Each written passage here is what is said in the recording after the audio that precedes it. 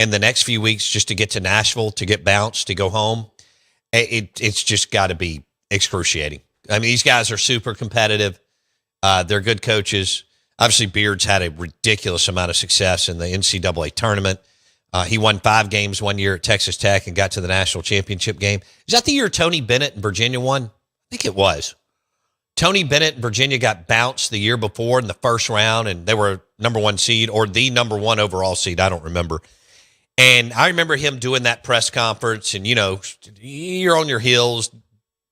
You know that you had a good team, deer in headlights. You're mad.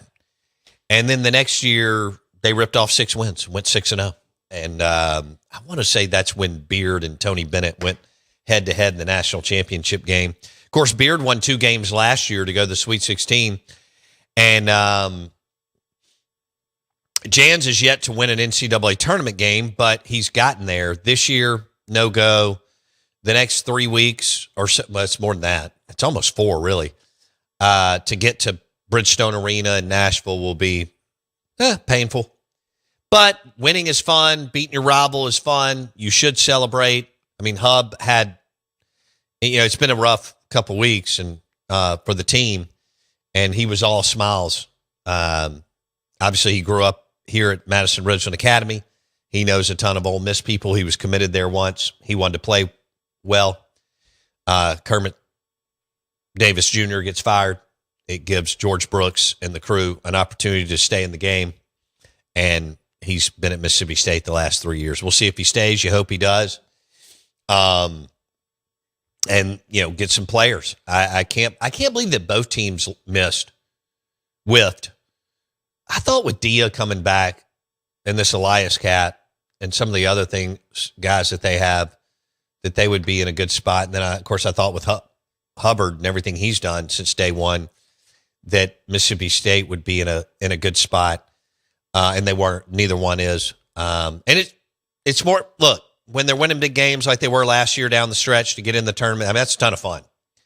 March Madness is still going to be amazing. We're still going to celebrate it. I'm still going to watch the you-know-what out of it because it doesn't matter if Dogs and Rebs are in it or not. Now, when they are in it, and especially if you win a game or two, holy smokes, like last year with Ole Miss getting all the way to playing Izzo and Michigan State and Atlanta, and thought they were going to win that game. That magic of Izzo, that guy's a freak. Mississippi State ran into him the year before, and he embarrassed MSU in Charlotte because I was there. And the game was over in the first 2 minutes because he knew exactly his staff. I mean, they coach at such a ridiculous level. They knew exactly what they wanted to do. We're going to take Cam Matthews out. We're going to put 2 people on Josh Hubbard. Nobody else can beat us. Boom. Game, curtain, over. And then last year, I thought Ole Miss had it for 75% of the game. And, boom. Then Michigan State with a bunch of freshmen took over. But Dogs and Rebs will not be in it this year. And no, they're not going to go to Bridgestone. There have been some years where, like, you've had a solid team and you could still go there and you think, we can win a bunch of games or may even win it. The tournament, that's not happening. So if you are going to Nashville, it's still a great time to celebrate and enjoy some good food and some other games and watch some other teams. We'll see I'll tell you somebody who may be cooking. I'm telling you, they may be getting, you better watch out, is Arkansas. You need to keep an eye on these Hogs. Cal, I know Cal could screw it up. I know he overcoaches. I know he loves to overcoach on offense, which drives me crazy. And I think about reading Dean Smith's book, and I've read it several times, and how he didn't understand how you practice forever in the preseason and even during the season, and why you needed to coach every possession. Like, what are you doing in practice if you got to coach I don't understand that. Like, you coach, you have practice for 8 weeks leading into the season. Then you practice 2 or 3 times a week in between games. I know you're doing lighter. You should be. Get on the floor, hour 15, right? And get them off their legs, get them off their feet. But if you practice 200 times since August 1st, let's just say that, in college basketball. Why do you need to coach every offensive possession? Like, if you're being intentional and you're doing what you're supposed to be doing in practice, and you've tapped, I assume if you've got at least a pretty good point guard to good. Now, if you've got a good point guard, you need to be quiet, in my opinion, over on the sidelines and tell them what you want them to do going into the game and let them go. But keep an eye on the Razorbacks, man. I think they're dangerous. I know we talked about Florida last week and maybe who they are and who they're not. Dude. Now, look, Cal is such a big personality and such a crazy man. He's fun when they're in it. I mean, I know a lot of people love to hate him, but, and I don't hate him. I just think he suffocates his players. And I can't stand that in college. Y'all know this. If you've listened to this show, suffocating your players and not allowing them to play drives me crazy. I mean, there's enough of that in high school basketball. Okay? But at the collegiate level, after you've had 900 practices, let them rip. I mean, here are the three. Here's the game plan. Here are the 3 plays, offensive sets that really we want to run everything out of. And it's situational, and I understand that. But let's go. But, man, Josh Hubbard was awesome in Ole Miss's, in the pavilion on Saturday, and kudos to him. They had some other players play well, too. They did. I don't know what Achor was doing, hitting that 3 late in that game.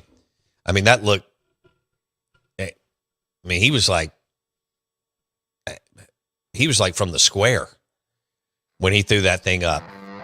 And I mean, it was just nothing but, it was just a whoo, nothing but string music, as Joe Dean Sr. would tell us. You don't remember that, but he did make the greatest hire in the history of the Southeastern Conference. Nick Saban? Yep. I can't believe it either, because he was a terrible athletic director. But anyway, did I just say that out loud? Yep. Damn it. How about this? I didn't mean it. Oh. Do you believe it? Nope. We are the Out of Bounds Show. We're brought to you by Superior Foundation. Locally owned. Their work comes with a warranty. Superior.ms.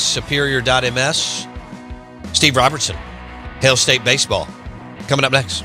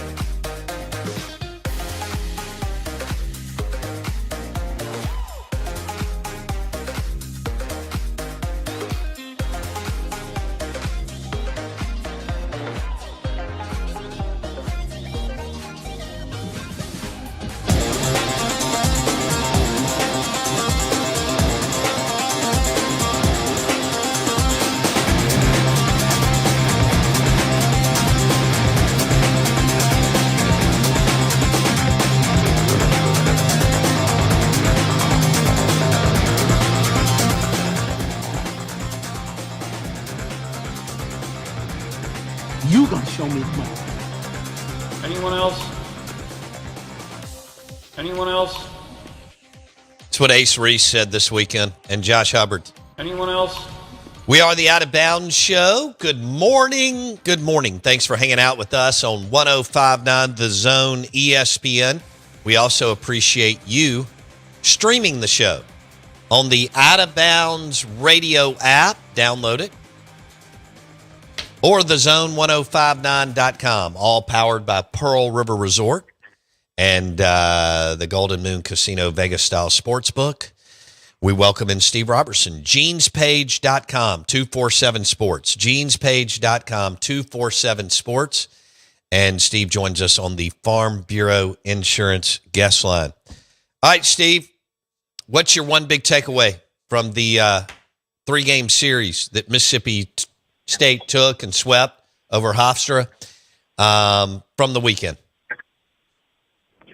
Well, on the positive side, I would say I think State pitched it pretty well with rare exception. You know, Charlie Foster had a very difficult first inning, but, settled in. I think a lot of that's just nerves. But, offensively, State's going to have to pick it up a little bit. And that's probably the least of my worries because I know that's going to be there. But I would have liked to have seen them win those games with a little more margin.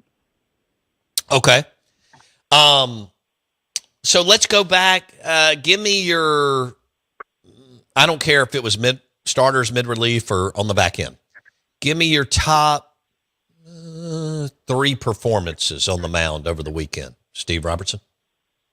Well, I love what Thomas Valenkus did. I thought he was really good. And if he hadn't had the calf cramp, he probably finishes out that inning. But you got to be careful with guys this time of year. I think he looks like a bona fide Friday guy.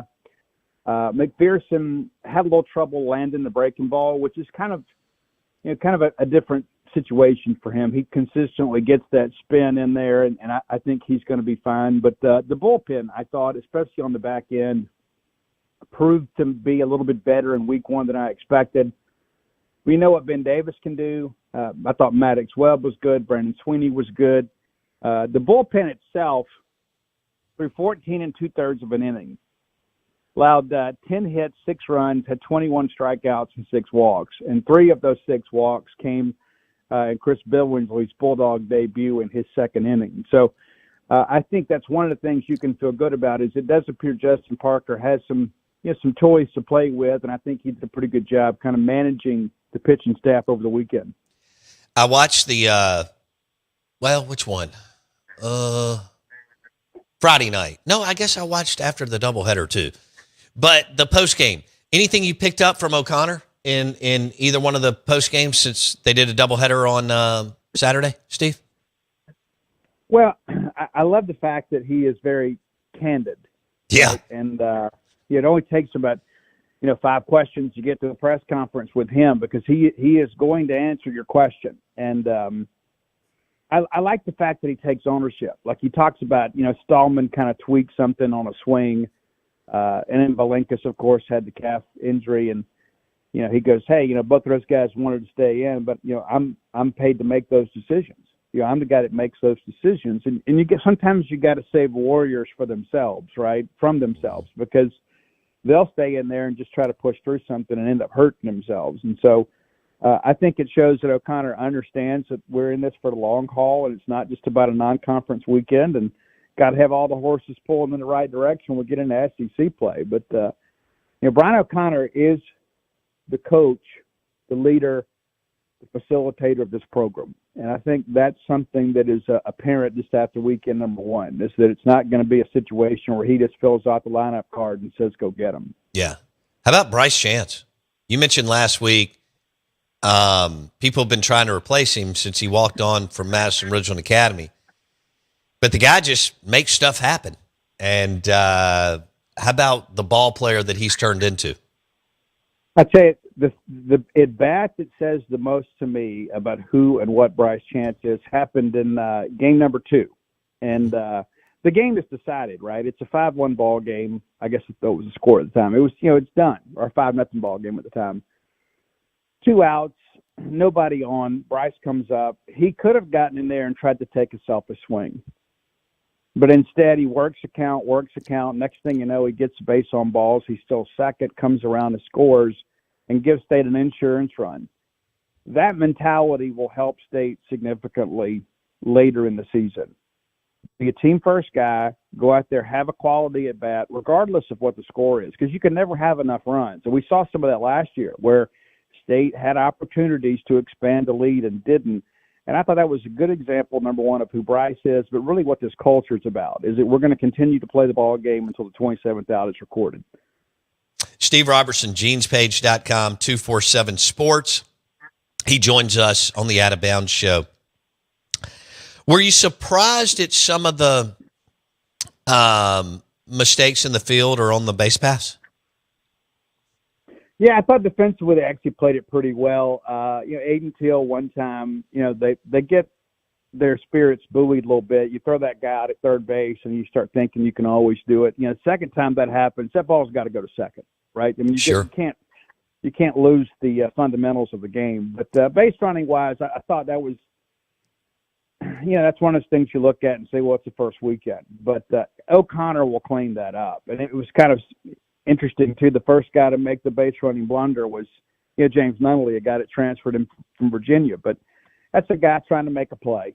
And it didn't work out. And obviously, it ended up being a very tightly contested ball game. And you begin to wonder, hey, with Ace Reese at the play, I don't know if we need to be stealing many bases anyway, especially in that situation. But I'm not overly concerned about it because I've got a lot of faith in O'Connor, and this is a veteran team and guys that understand how to play baseball. But, when you get out there in front of 12, 13,000 people, man, sometimes your emotions get the better of you, and that's where execution is so important. And like I read a lot of people, talking about the Friday game when State didn't have a lot offensively. State won the ball game, and there's going to be some games. There are going to be some games out there you're going to have to execute. Absolutely. When maybe you're not where you need to be offensively, and you go back and you look, you get a walk, bases loaded walk that forces in a run. You get a balk. Well, they didn't execute, and that's what baseball is sometimes. It's not just about playing home run derby. You've got to exert pressure in hopes of making your opponent execute at a level beneath their expectation, and that's what State did. And I think that bodes well that you can win a game like that without being where you want to be offensively. I agree with you, and I think you just said it. They won the game. I mean, nobody cares today, right? It's just a win, Steve. And I couldn't agree with you more. So they play 2 midweek games. What do you think O'Connor and Justin Parker are going to do before they get to the weekend, Steve? Well, Tyler Pitzer didn't pitch over the weekend, so I think there's a really good chance that he starts one of these 2 games. Of course, Jack Bauer didn't appear. You got a handful of guys, Parker Rhodes. I mean, you've got enough arms to handle this. And the 5-week game week is a difficult one because it really taxes, your bullpen. But I think because it comes in week number 2, you've had a chance to prepare for it, right? You're not having to say, okay, well, who's healthy and who didn't throw last weekend. You can kind of script it out a little bit. And, of course, you're going to have a good arm against Troy. Troy came in here last year and beat Mississippi State and hit 3 tanks in that ball game. And, matter of fact, I'll be talking to Skylar Meade here in about an hour and, to kind of preview the series. So you're going to have to bring a bona fide guy on Tuesday night. You can't just Johnny Holstaff this thing. And I think maybe that's where Pitzer makes the most sense. We'll find out today.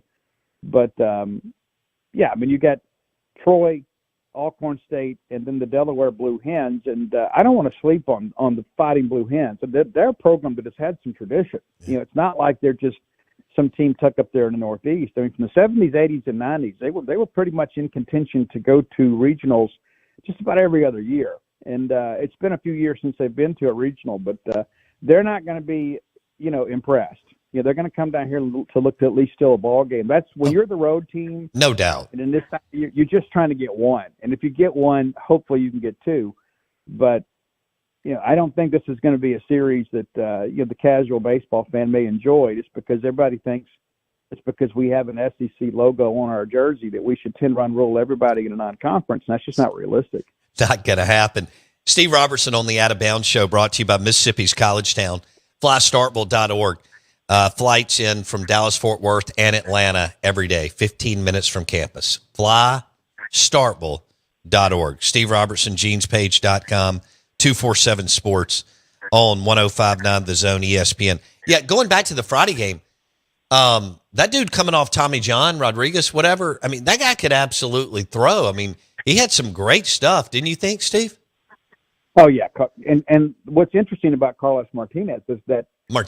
he didn't even play last year and got calls ahead of the draft. And he's the guy that could have signed in the summer, even without the benefit of a 2025 season. He had a really good 2024, and that slider is legit. That slider is as good as anything we'll see in the Southeastern Conference. Filthy. But he's right back from TJ, right? And so it's his first real action in 2 years, and so.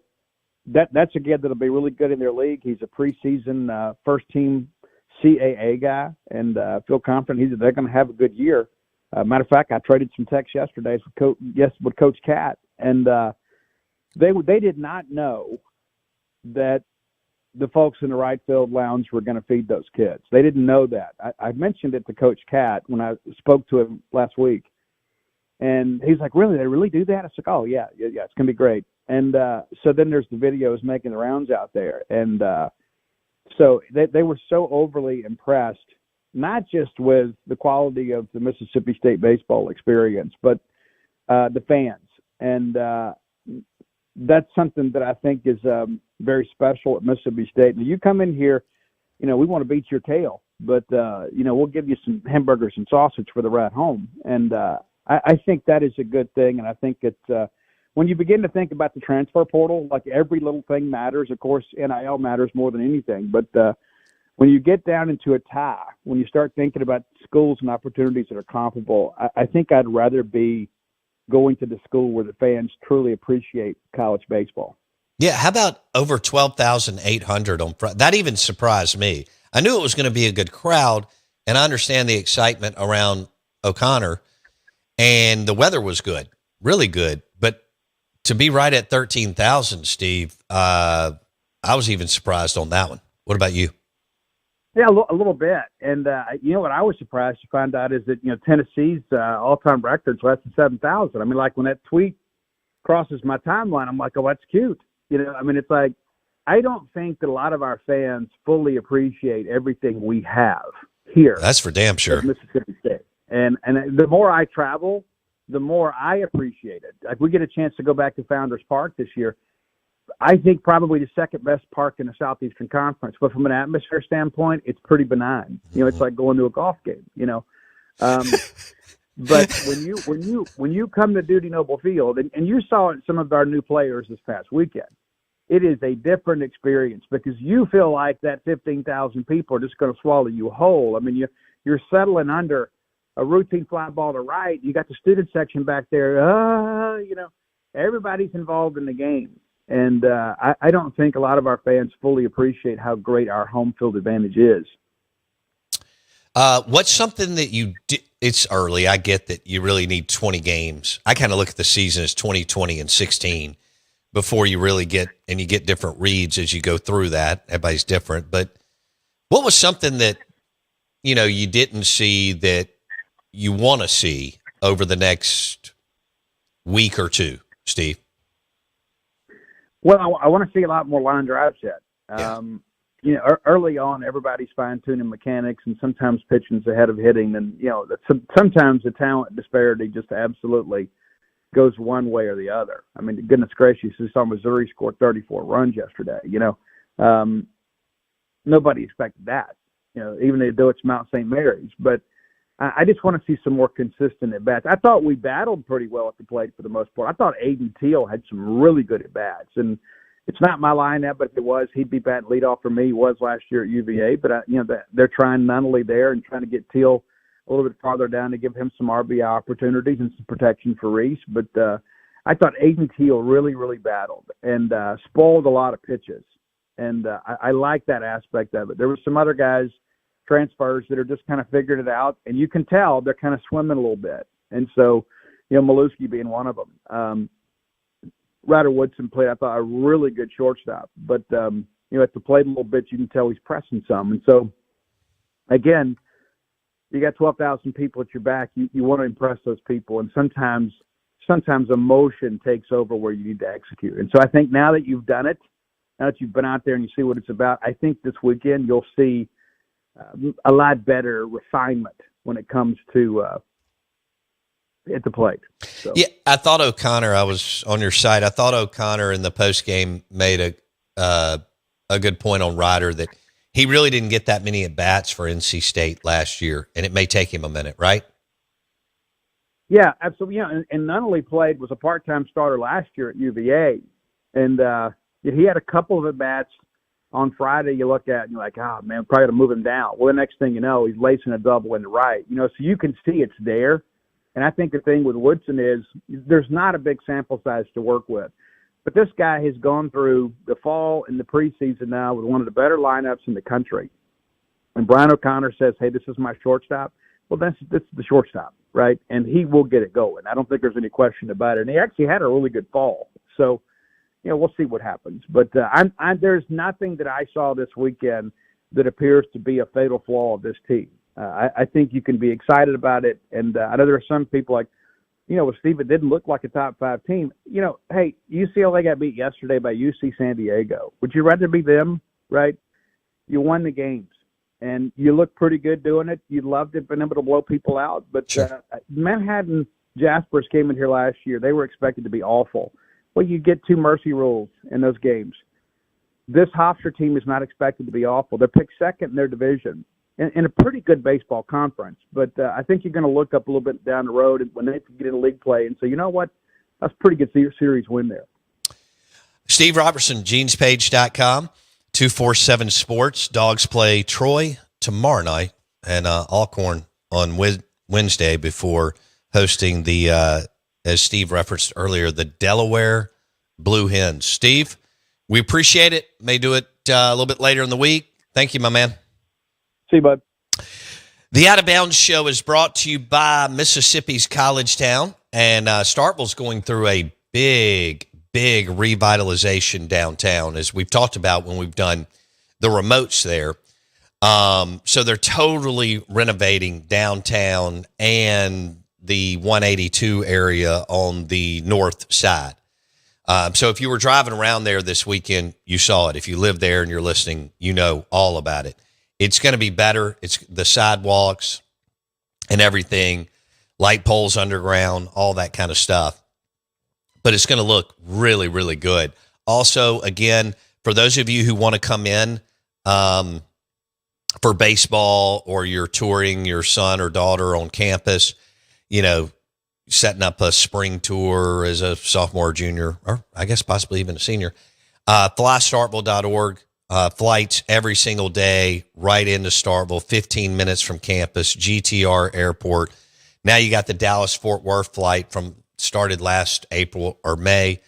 The one from Delta Atlanta has been flying in since I was in school, because I remember taking it in the late 90s, mid to late 90s. But flystarkville.org, you can get your kids in, your family in, and that's a good thing. And you can be on campus in 15 minutes when you touch down. Flystarkville.org. Also, the show is brought to you by the amazing food at Two Brothers, right there in the historic Cotton District. Older Brother Bistro, also, that's a sister restaurant of Two Brothers. And then on the other side of town, Taste Italian Kitchen, and they're doing a great job. And I was with my buddy Eric Hallberg. He's got Big E's Steakhouse, which is over there by OOB's and Starkville Academy. Check that place out. Full bar. It's got an outdoor area. Fantastic ribeye. A couple of fabulous appetizers. Big E's Steakhouse is the spot too. So a lot going on there. Some of you will be back up there this weekend as you will enjoy some more baseball. We're gonna have to get Jackson Meadows up there. Yeah, we'll wait till it warms up. Are you like Wendy? Oh. It's got to go. It's got to get up over hard. She's more up over 70. 70. Yeah. She sat out. I wasn't sure which way she was going to go. We went to see our kids, and then we got back to the place right before the game, and I was back and forth as to whether I was going to go. And she was like, you need to go. And I was like, you're right. And so I went, and I'm glad I did, and I had a great time. Sure. And she was like, I'm not going. I'm ordering Taste to go, which was great when I walked in. Smart. She said, I'm ordering da-da-da-da, and Rex, the dog, and her, we're going to chill out. Nice. Yeah. Big Rex. Yeah, Rex is still here. Still moving and growing. 18 years. Or Long 19. time. 18 or 19. I think it's 18. Still making treks. Maltipoo, 7.5 pounds on a good day. Basically, just all he does is eat treats. Well. And when you're that age, you should. So I give him about probably 8 a day. That's a lot of treats. Yeah. That's a good deal. Yeah. What he deserves. Hell yeah, it is. I mean, he's got a lot going on. Did you really get thrown off a golf course? When? High school. Okay. Multiple times. Really? Yeah. Stopped in college. You couldn't help but It's different. act up and do stuff that you weren't supposed to do. Well, and, down at Municipal, we didn't know there were any rules. Okay. There's typically not, All right. Fair enough. but spinning. Is that the one on what is it? Woodrow Wilson Yeah. Woodrow. or whatever it's called, It's down there. or something? I don't know. down I don't know. there. Something connects to something. It, man. Isn't that right? Yeah, I that's think it is. That's it. Yeah. You can't spin What- donuts out there. Oh, you can't do donuts on a golf. Not yeah. in the fairway. Right. Everywhere else is free game. But not in the fairway. Not in the fairway, not on the green. Man, We should have known. where else have you gotten thrown off? Ovina. Bovana. That was different. That was for a fight. Okay, you got in a fight. Well, they threw a golf ball at me Somebody threw a golf ball at you? for antagonizing them during. During their swing Hey, or look, while gotta they're trying to hit? I get in their head. I'm trying to win a ring out here. Was it during a tournament? Oh yeah, big time. And y'all got thrown out? Well, I got thrown out. He got thrown out. Both of us did. The people who were still playing on the squad, they stayed. Okay. Thankfully. And did you get thrown out of Vicksburg Country Club? Yeah, we won. When you won? I mean, we won. So I mean, it's kind of like a manager getting tossed. Sometimes you just got to get tossed. Gotcha. It's part of it. You got to get tossed. Give them a boost. Give the team, the squad, just a good injection of let's get it. Let's get it. And sure enough, I bet we won both of those tournaments. Who was your golf coach? I don't know. We had one. It may have just been y'all. Yeah. Yeah, they were. Yeah, y'all figured it out. It may not have been in the budget. I don't think so. Golf coach. Maybe the chapel teacher did it or something like Yeah. that. That sounds right. Yeah, I mean, you're out there, man. It's 10th grade history teacher / chaplain / golf coach. They told us to go act right. Is what they told us. Go act right. I love it. Hour number 3 of the Out of Bounds show coming up. Hey, it's chicken fried chicken at Burgers Blues Barbecue, Dogwood, Flowwood. That's the blue plate. It is so good. Pair it with some mac and cheese and green beans. Burgers Blues Barbecue, B3, Dogwood, Flowwood. And they just built a green space. The blue plate today is chicken fried chicken, and it is fantastic.